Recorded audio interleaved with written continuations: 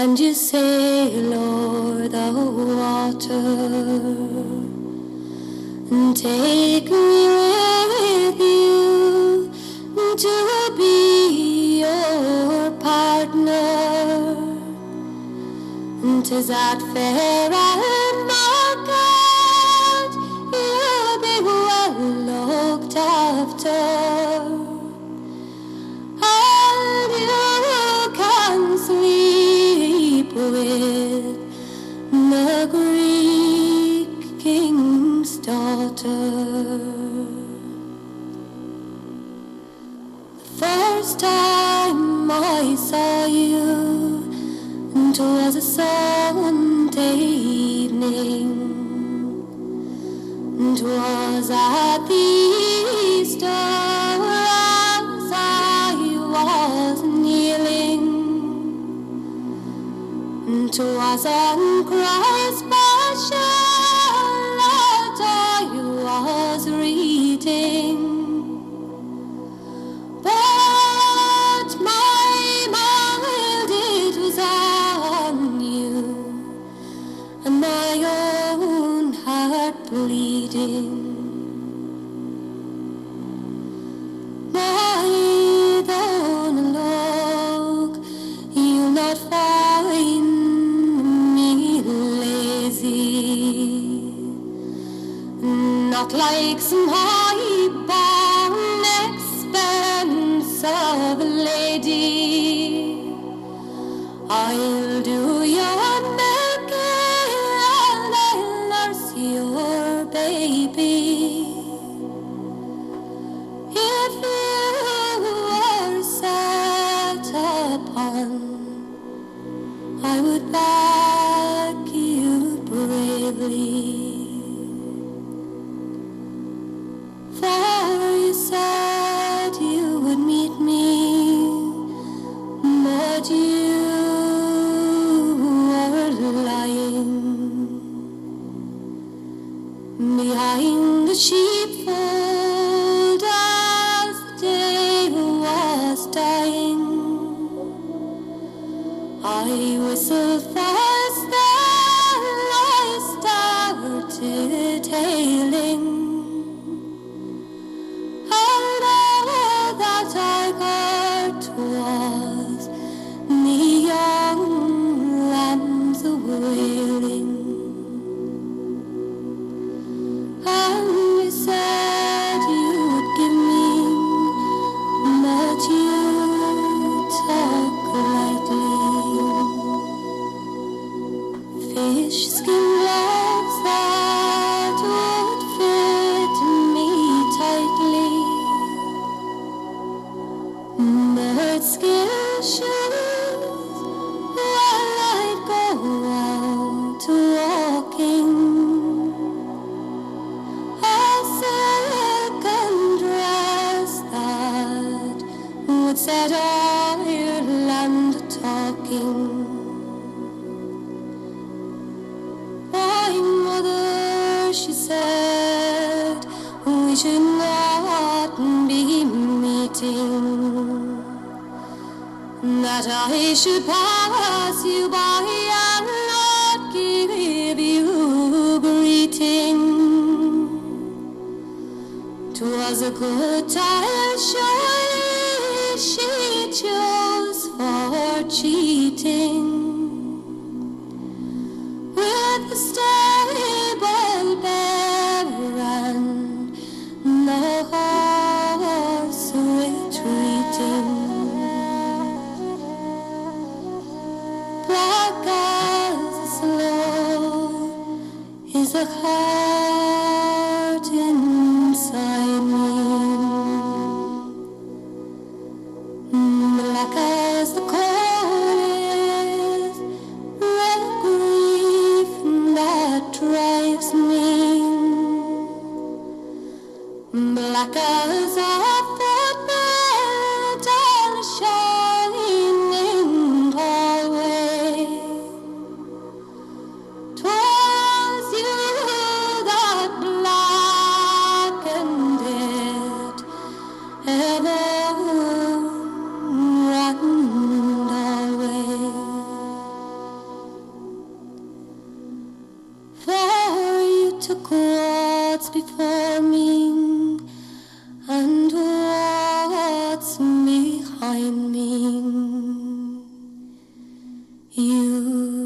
took east and west when you would not mind me. Sun, moon, and stars from me you've taken.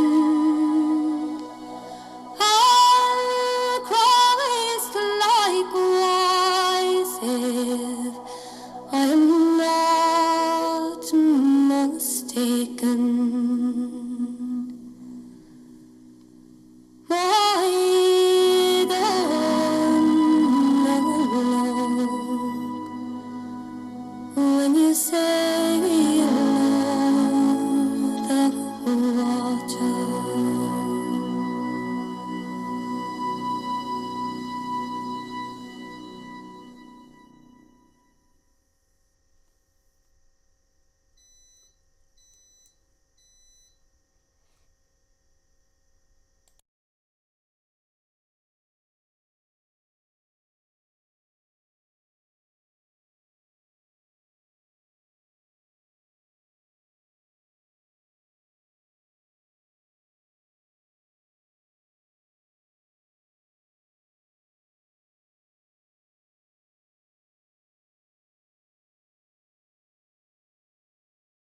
Donal Og, translated by Lady Augusta Gregory from an anonymous 8th century Irish poem.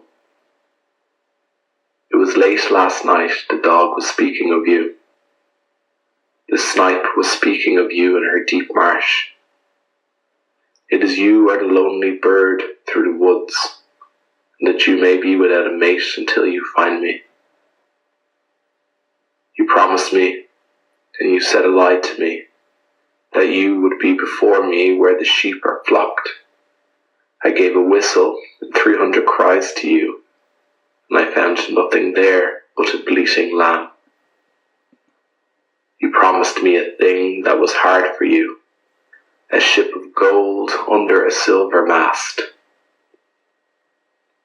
12 towns with a market in all of them, and a fine white court by the side of the sea. You promised me a thing that is not possible, that you would give me gloves of the skin of a fish, that you would give me shoes of the skin of a bird, and a suit of the dearest silk in Ireland. When I go by myself to the well of loneliness, I sit down and I go through my trouble. When I see the world and do not see my boy, he that has an amber shade in his hair. It was on that Sunday I gave my love to you. The Sunday that is last before Easter Sunday, and myself on my knees reading the Passion, and my 2 eyes giving love to you forever. My mother said to me not to be talking with you today, or tomorrow, or on the Sunday. It was a bad time she took for telling me that. It was shutting the door after the house was robbed. My heart is as black as the blackness of the sloe, or as the black coal that is on the smith's forge, or as the sole of a shoe leapt in white halls. It was you that put that darkness over my life. You have taken the east from me.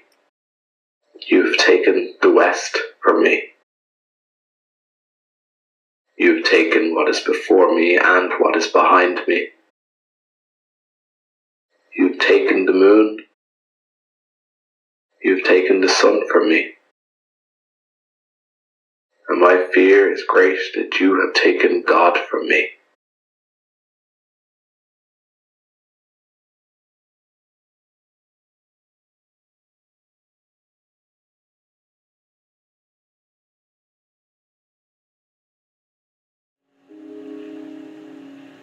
In my classroom, a priest began to read the poetry of W.B. Yeats. Now here, I recognised immediately was the country I belonged to. Here was Ireland articulated a modern, plural, open, generous country. Dusty wind and after thunder of feet, tumult of images, their purpose in the labyrinth of the wind.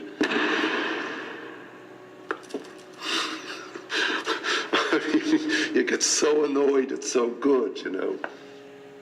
So who was he, this poet? He was the oddest, bravest, downright weirdest of revolutionaries. And he never killed a living soul. Yet it was his revolution that won in the end. The revolution of the Irish mind.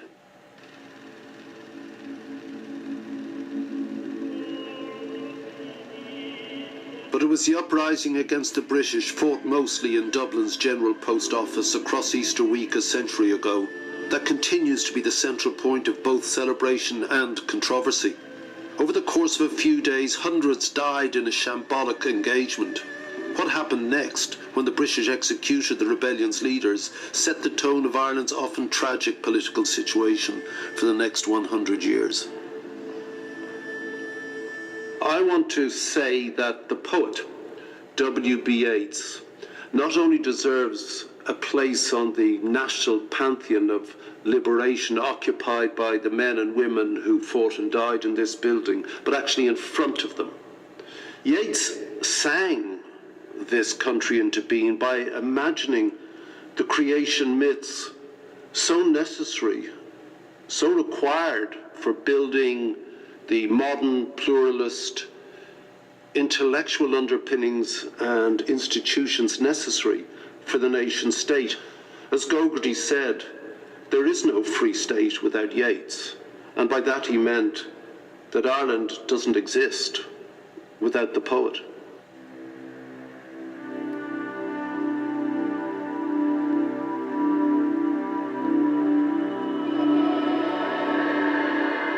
Modern Ireland was not born 100 years ago, but 70 years before that in the charnel house of the Irish famine. Inconceivable hundreds of thousands died of mass starvation, while millions of others, escaping the horror, slipped away on migrant ships bound for viability. The land lay empty. This was Ireland's year zero. Centuries of dispossession and defeat had dulled the brain to anything other than brute survival. Just over a decade later, Yeats is born into the Protestant land-owning ruling caste. With devastation all around, the authority of that class, his class, was destroyed. Ireland itself and its language was in flux, desperate to be remoulded into the new. We just needed someone to magic it into life. I had this thought a while ago. My darling cannot understand what I have done, or what would do in this blind, bitter land. Willie Yeats was born in interesting times and to an interesting family. His father, John Butler Yeats, was a South Dublin barrister with good prospects. Everything was perfectly Victorian and lovely and proper. His dad then decided that this wasn't going to be for him. He suddenly drops his family, drops everything, and heads off to London, where he enrolls in the Slade School of Art, and from then on, they live a life of complete poverty. Now, I think this is an act of great bravery. His family thought it was an act of insanity. But in so much else at that time, I think his father was really feeling the moment. This was a point of soon-to-be cultural revolution as opposed to armed insurrection. There was a difference. And he was completely rejecting the background that he had inherited. He was the ultimate bohemian, and he set out to live the ultimate bohemian's life. He was determined not to bring his children up as he had been brought up with those expectations. He kept them away from school. Why? Because he said of Willie Yeats, the boy must learn to believe in art and poetry and the sovereignty of the intellect and the mind. To escape this bohemian penury, Willie Yeats's mother would regularly take her children to her family, the Pollocksvans, a prosperous trading dynasty based in Sligo town in the northwest of Ireland. Susan Yeats, bringing her brood to Sligo, is the birthplace of WB's dreamlike vision of Ireland. It's sort of sad that his mother is left out of the equation so much. Take me through the family. Yeats's mother's family is, in some ways, much more important in his background than his father's family.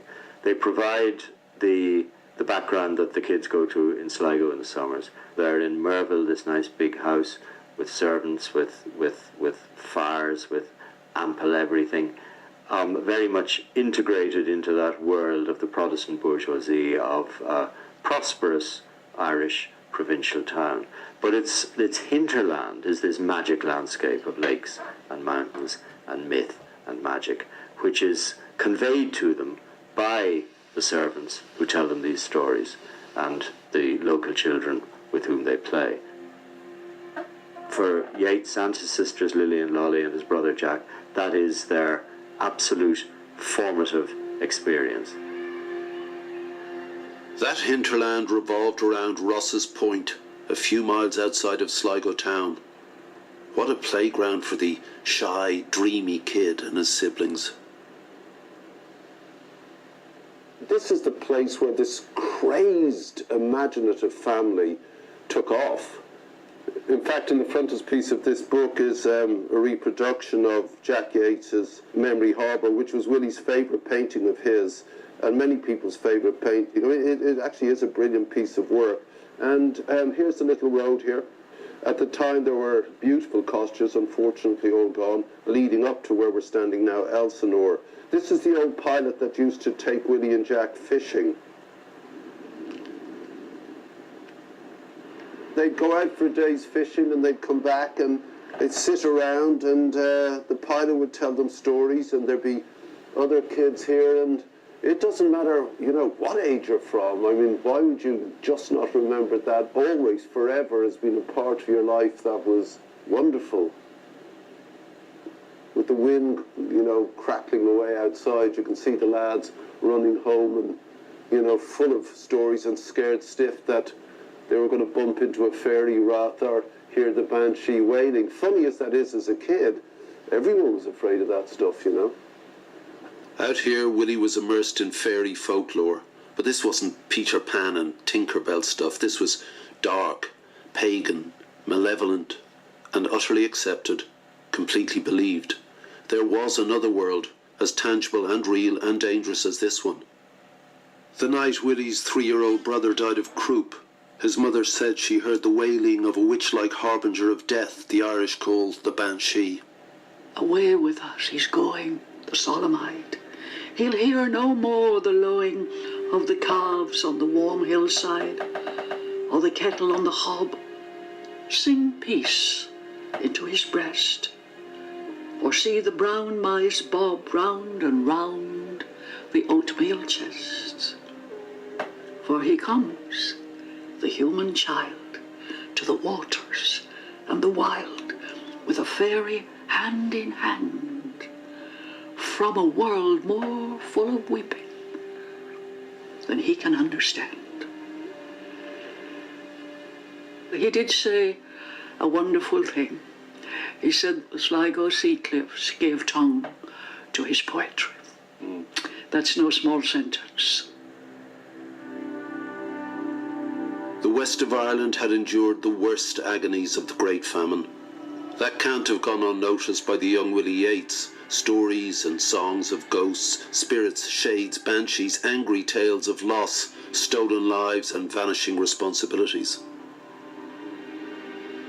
From 1801, Ireland has been part of Britain, but the famine comes along and it turns out that you're not really British if you live in Connemara in the same sense that you would be if you lived in Surrey, and that you are a surplus population and your children don't matter, and you know this entire culture can disappear and no one will care.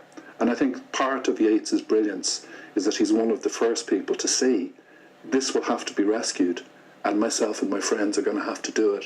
And it's a stage one in his evolution as a writer, is to just try to put his arms around the wreckage and see, is there anything left there? Yeats was caught in the half-light, a Celtic twilight, a moment where nobody knew who or what they were. Everything could be remade, rewritten. The ancient folk tales and fairy stories that Willie heard here ignited a lifelong fascination with Irishness and with the other, a kind of escape from reality where he could find imagery and metaphors for his writing. Yeats wrote, "The mystical world is at the centre of all I do, think and write." All of that started here in that little pilot's cottage and listening to the stories.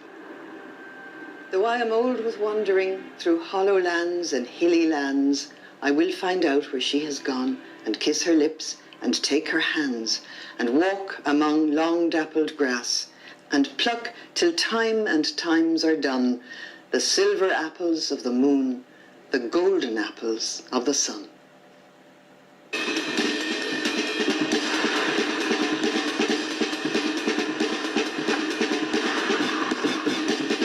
While Sligo ignited his mystical spiritual side in London, with its vast swirling stew, the centre of global political, economic and cultural action, Yeats found himself thrillingly at the very heart of European revolutionary ideas.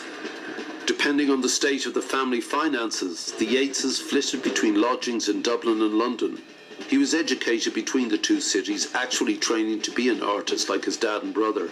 It was a time of new ideas: socialism, anarchism, Marxism, Darwinism, the death of God, the search for new answers, opening different doors of perception.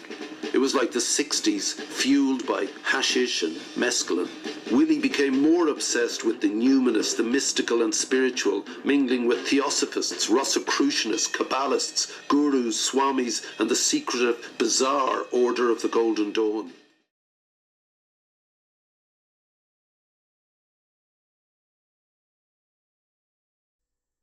William Butler Yeats, calling himself the last romantic, was dreaming boyhood days as the force of his life unsteadied. He and his wife, nicknamed George, had a rental in Italy when he wrote a letter to Lady Elizabeth Pelham, in fact, to whom he could be frank. It was 4 January 1939. It seems I have found what I wanted.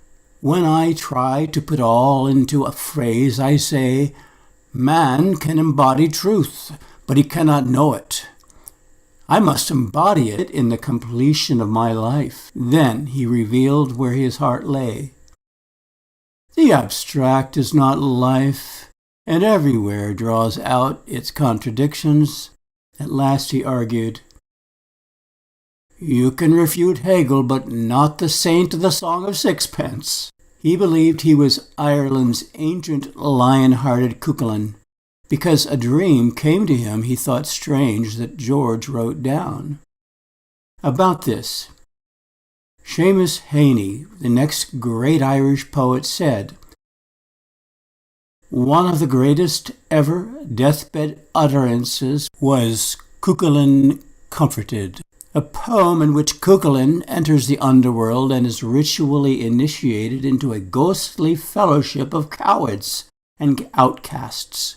Then, in a mysterious transformation, all these spirits begin to sing until, through the action of song, their throats change, and they have the throats of birds.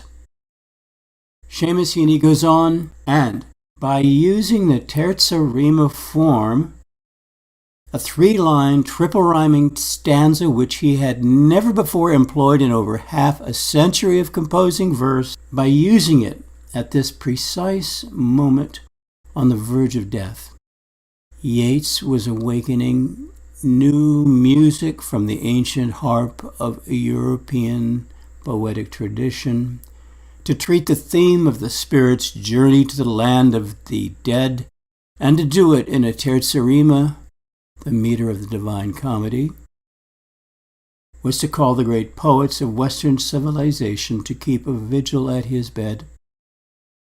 Homer had sent Odysseus down, Virgil had sent Aeneas, Dante had sent himself in a dream, and now Yeats was sending his shadow self in the form of Cuchulainn. What he was experiencing was being given form and meaning even as it was happening. It was as if Shakespeare had arranged to die not years after the end of his stage career, but during the production of The Tempest. At the moment when Prospero declares that he will break his staff and drown his book. It is this dramatic genius and unifying purpose that give Yeats' work its glamour and concentration. Everything is gathered into the artifice, and the artifice is all transformative and dynamic, part of an action of self-completion and self-renewal. The energy and containment are just equal to each other, so there is exhilaration in being near to the vitality of it all. Reading Yeats, I can feel at times a transmission of dangerous force, such as I felt as a child standing alone in fields, close to the tremble of the electric poles under the sizzle of the power lines. As Willie weakened, George, ever by his side now, joined by two of his noble women friends, Dorothy Wellesley, a lesbian, and Edith Shackelford Held, also with a woman partner. George would dryly refer to the three of them as the Three Widows. A shard of his very last poem in wild scrawl was, "Think all a vision of the air, but will they soon be merely this? Not yet, my son, not yet." So there they were, the hero's unwarmed form after the coma. Close by, a copy of one of his greatest poems, The Circus Animal's Desertion, accounting for a lifetime of quests and conjuring up plays and shows to this final moment. But now I must lie down where all the ladders start, in the foul rag and bone shop of the heart. The heart, where it all starts. The same word in the final line of the poem he wrote when he was just 23. I hear it in the deep heart's core. Heart is home. George, ever kind, generous, calm and quiet, handed Edith Willie's pen. She gave Lady Wellesley a copy of The Death of Cuchulainn. He died already, said Seamus Heaney. His last poems and letters display no drift or waver. They maintain the posture of active approach, and the voice that speaks in them is the voice of one consciously dramatizing his condition rather than one pathetically enduring it.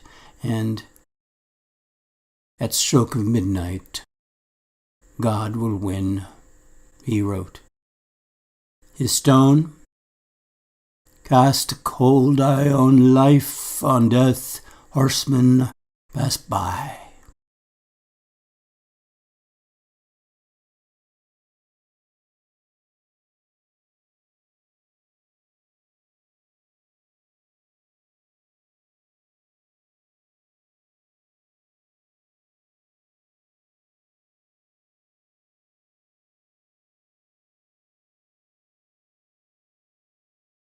And we have a great deal of evidence of what he was doing, thinking, writing on his deathbed. We have the piece of paper on which his wife wrote down at his dictation the dream he had had, on which he based Cuchulainn Comforted, his last really major poem, written in terza rima, a new venture for him, and a wonderfully accomplished poem that Seamus Heaney, among others, has been obsessed by for many years. As he's dying, he's choreographing his own death. He's writing about heroes moving into purgatorial other worlds. And his last poetic vision of the afterlife, in Cilléin Comforted, it's the banishment to a company of outcasts. At the same time on his deathbed, he is revising yet again the last stanza of his great poem about artistic creativity and his own writing autobiography, The Circus Animal's Desertion.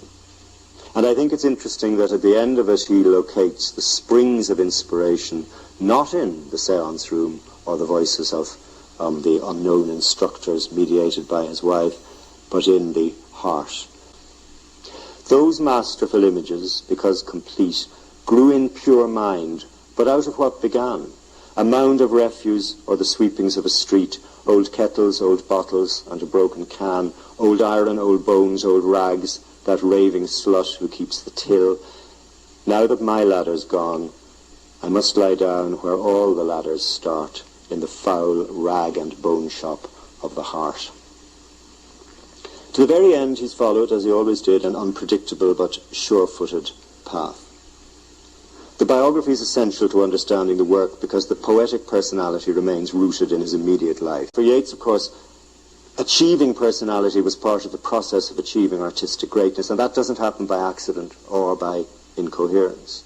But at the same time, he negotiated contingency all his life. And for the last 17 years, I've been trying to follow the course of a life which he kept trying to fit into patterns and which kept breaking out of them. But I imagine that my affection, as well as admiration, will be renewed. Affection and admiration for someone who, even when he did appalling or incomprehensible things, retains his capacity to fascinate and to astound. Audacity is a word I'm told I use a lot in this book. But he was audacious in many things, not least being prepared to appear foolish. And that's why I close the book, as I will this lecture, on a quotation from, I think, one of his greatest meditative essays, Per amica salentia lunae. It's also, incidentally, some evidence of why I think the prose is underestimated. The last knowledge has often come most quickly to turbulent men, and for a season brought new turbulence. When life puts away her conjuring tricks one by one, those that deceive us longest may well be the wine cup and the sensual kiss, for our chambers of commerce and of commons have not the divine architecture of the body, nor has their frenzy been ripened by the sun. The poet, because he may not stand within the sacred house, but lives amid the whirlwinds that beset its threshold, may find his pardon. I hope anyone reading my biography through to the end will agree that Yeats deserves to find his. Thank you. Poet Theo Dorgan was joined by 6 Poets Laureate to celebrate the 150th birthday of William Butler Yeats. Ladies and gentlemen, you're very, very welcome to this very special event indeed. An event I think that would have astonished W.B. Yeats. I think he would have been astonished to see the health of poetry in our time. He would have been astonished to see a proud, if slightly battered republic with a poet as its president. And he would have been astonished, and I suspect, knowing what we do of him, he would have been absolutely delighted that tonight we have 6 women laureates to cheer our hearts.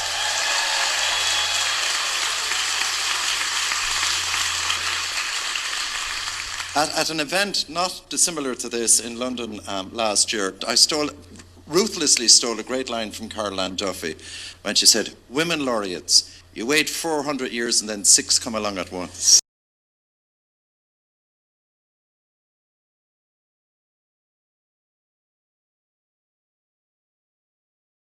And so, Aisling, if you would start the night for us with your choice of a Yeats poem, please. The Lake Isle of Innisfree. I will arise and go now, and go to Innisfree, and a small cabin build there of clay and wattles made. 9 bean rows will I have there, a hive for the honey bee, and live alone in the bee-loud glade. And I shall have some peace there, for peace comes dropping slow, dropping from the vales of the morning to where the cricket sings.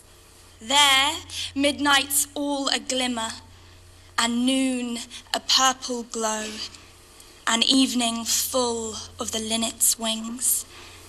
I will arise and go now, for always night and day I hear lake water lapping with low sounds by the shore, while I stand on the roadway or on the pavements grey. I hear it in the deep heart's core.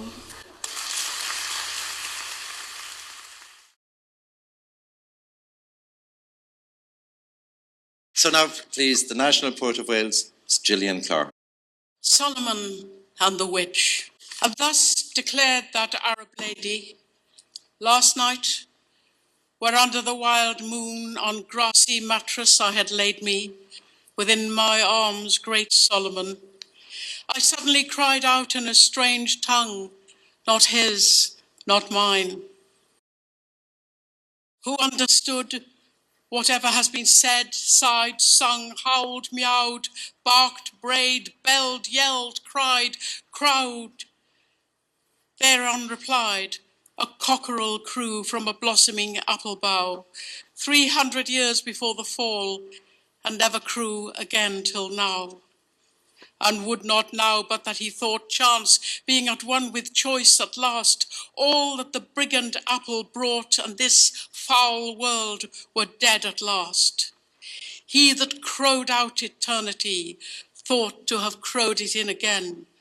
For though love has a spider's eye to find out some appropriate pain, I, although all passions in the grants, for every nerve and tests a lover, with cruelties of choice and chance. And when at last that murder's over, maybe the bride bed brings despair, for each an imagined image brings, and finds a real image there. Yet the world ends when these two things, though several, are a single light, when oil and wick are burnt in one. Therefore, a blessed moon last night gave Sheba to her Solomon. Yet the world stays. If that be so, your cockerel found us in the wrong, although he thought it worth a crow. Maybe an image is too strong, or maybe it's not strong enough. The night has fallen, not a sound in the forbidden sacred grove, and let a petal hit the ground, nor any human sight within it, but the crushed grass where we have lain, and the moon is wilder every minute. O Solomon, let us try again.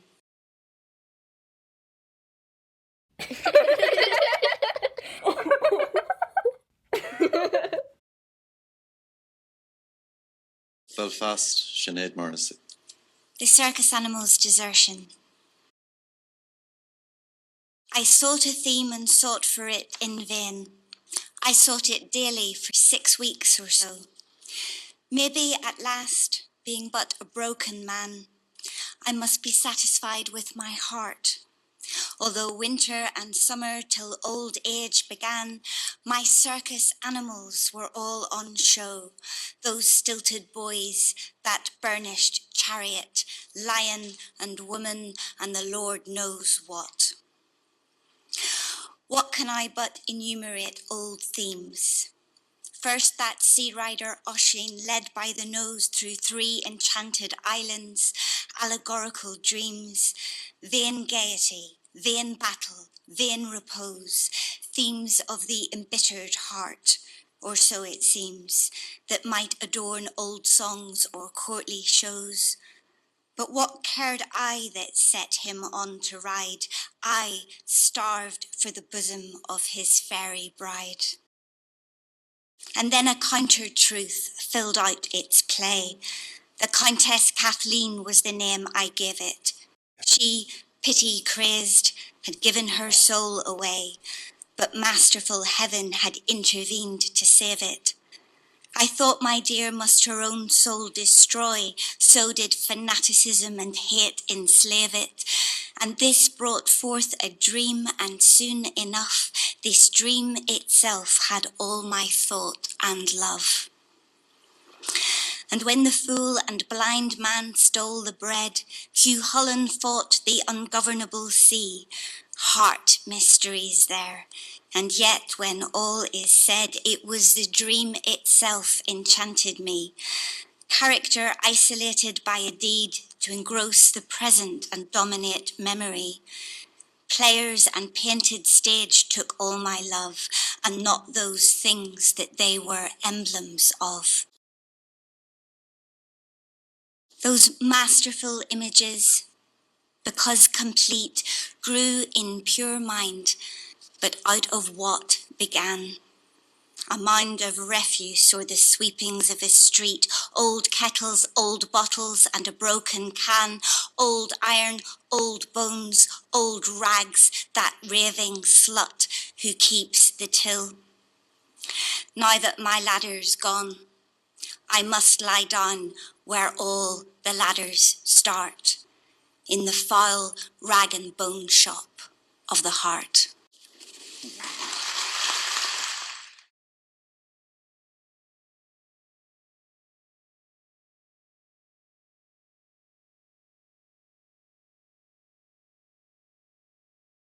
Now, the voice of Scotland, the Scottish macher Liz Loghead. We're to say nothing but the title of the poem and and read the poem. But I want to say just one thing. But just one, to make you enjoy the poem better, so you'll know more what it's about. I've picked quite an obscure, comparatively obscure Yeats poem. And I've chosen it because a lover that I had about, best part of 40 years ago, the only lover I ever had who ever said poetry to me in bed, used to say it. And it's a poem, all I've got to tell you is it's a poem about a boy, spoken by a boy on stilts. The poem is called High Talk. Processions that lack high stilts have nothing that catches the eye. What if my great-granddad had a pair that were 20 foot high and mine were but 15 foot? No modern stalks upon hire. Some rogue of the world stole them to patch up a fence or a fire. Because piebald ponies, lead bears, caged lions make but poor shows. Because children demand daddy long legs upon his timber toes. Because women in the upper stories demand a face at the pane that patching old heels they may shriek, I take to chisel and plane. Malachi stilt jack am I. Whatever I learned has run wild, from collar to collar, from stilt to stilt, from father to child. All metaphor, Malachi, stilts and all. A barnacle goose far up in the stretches of night, night splits and the dawn breaks loose. I, through the terrible novelty of light, stalk on, stalk on. Those great seahorses bare their teeth and laugh at the dawn.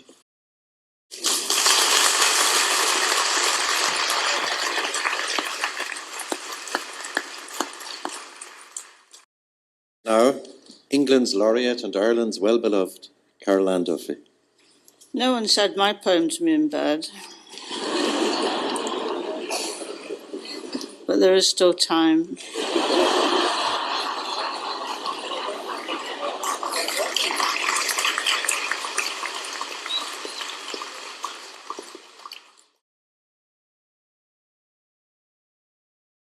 The Song of Wandering Angus. I went out to the hazel wood because a fire was in my head, and cut and peeled a hazel wand, and hooked a berry to a thread. And when white moths were on the wing, and, moth-like, stars were flickering out, I dropped the berry in a stream and caught a little silver trout. When I had laid it on the floor, I went to blow the fire aflame, but something rustled on the floor, and someone called me by my name. It had become a glimmering girl with apple blossom in her hair, who called me by my name and ran and faded through the brightening air. Though I am old, with wandering through hollow lands and hilly lands, I will find out where she has gone and kiss her lips and take her hands and walk among long dappled grass and pluck till time and times are done, the silver apples of the moon, the golden apples of the sun.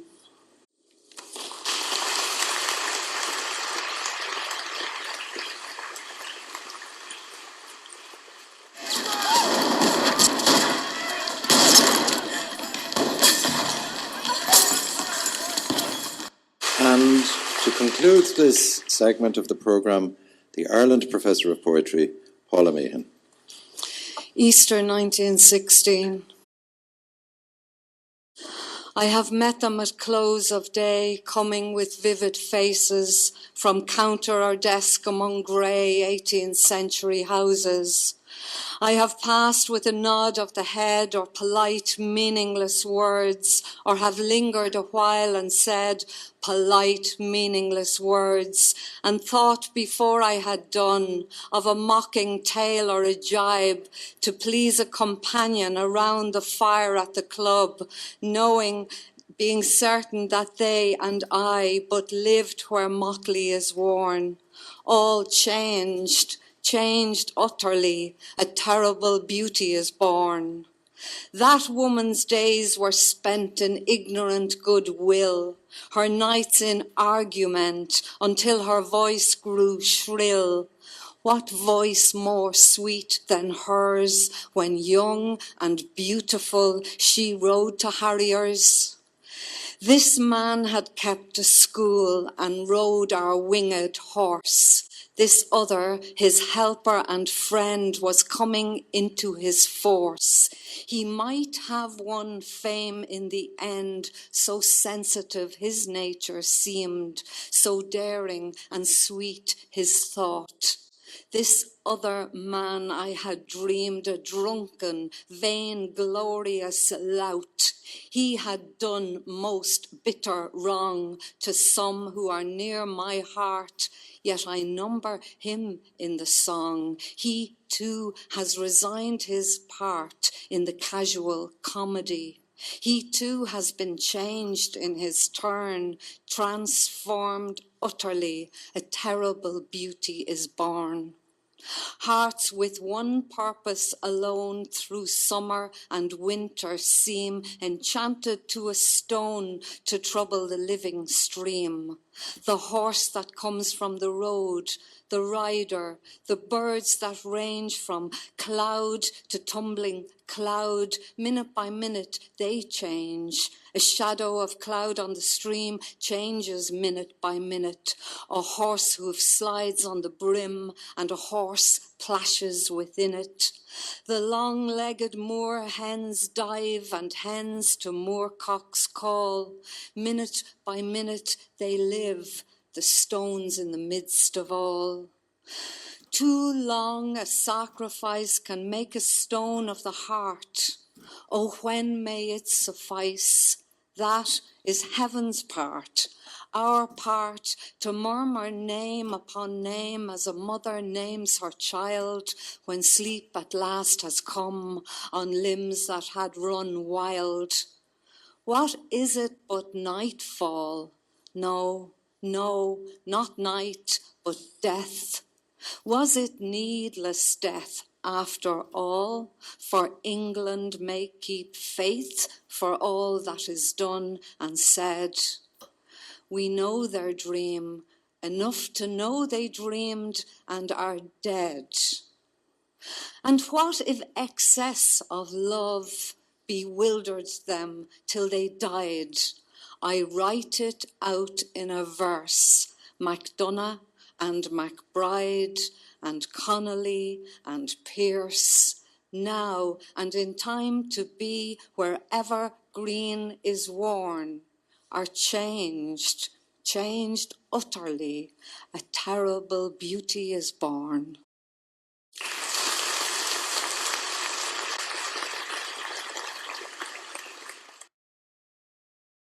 And some years ago in the National Concert Hall in Dublin, it was Brendan Kennelly, and he gave, for me, a really magical reading of a Yeats poem. And sometimes you can be hearing a poem, or for that matter a song or a tune, for years, but then someone plays it or sings it or says it, and it sort of lifts it, and then you get a lot more out of it, becomes a different thing. I must say that I had that experience when Brendan Kennelly introduced this poem on stage that night. I was asked this evening, ladies and gentlemen, to pick a poem that would somehow express something of the spirit of the evening, and I went around for a few days, and there was a couple of lines from some poem somewhere in my head, and the lines were, "Never was piping so sad, and never was piping so gay," and I couldn't think of where it was from, and I picked up a book of Yeats's poems, and I opened it up, and sure, there it was in The Host of the Air.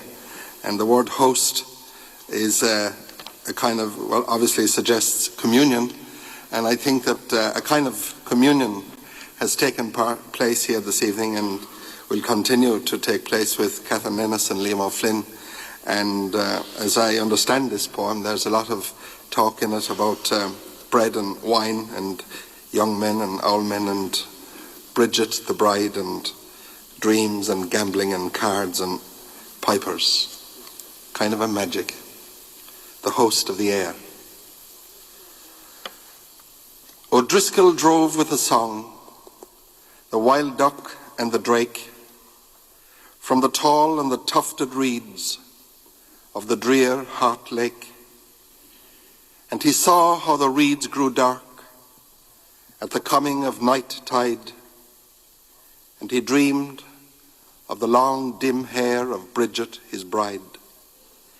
He heard while he sang and dreamed a piper piping away, and never was piping so sad, and never was piping so gay. And he saw young men and young girls who danced on a level place, and Bridget, his bride, was among them, with a sad and a gay face. The dancers crowded about him, and many a sweet thing said. And a young man brought him red wine, and a young girl white bread. But Bridget drew him by the sleeve, away from the merry bands, to old men playing at cards, with a twinkling of ancient hands. The bread and the wine had a doom, for these were the host of the air. He sat and played in a dream of her long, dim hair. He played with the merry old men and thought not of evil chance, until one bore Bridget his bride away from the merry dance. He bore her away in his arms, the handsomest young man there, and his neck and his breast and his arms were drowned in her long dim hair. O'Driscoll scattered the cards, and out of his dream awoke. Old men and young girls were gone like a drifting smoke. But he heard, high up in the air, a piper piping away, and never was piping so sad, and never was piping so gay.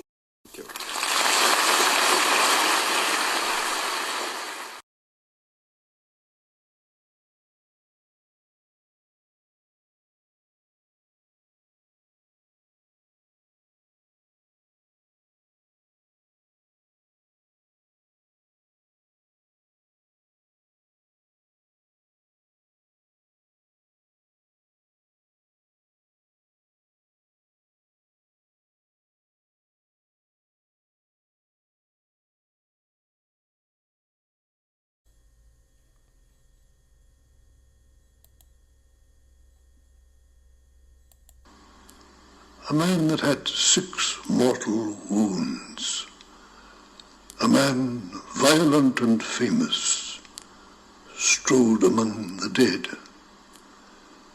Eyes stared out of the branches and were gone. Then certain shrouds that muttered head to head came and were gone. He leant upon a tree, as though to meditate on wounds and blood. A shroud that seemed to have authority among those bird-like things came and let fall a bundle of linen. Shrouds by 2 and 3 came creeping up because the man was still.